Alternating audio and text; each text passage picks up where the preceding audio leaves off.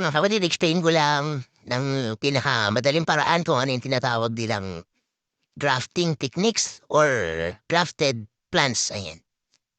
So, ang root stock na ito mga kapatid ay isang abokado no, na nabuhay siya sa pamamagitan ng buto.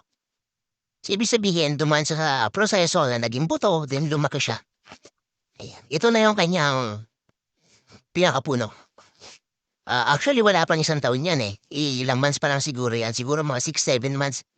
Tapos, sinubukan ko siyang i-graft para, of course, mas mabilis bumunga, mas mabilis natin pakinabangan. Mga, I think, 2 to 5 years, mamumunga na siya pag pinalad, no?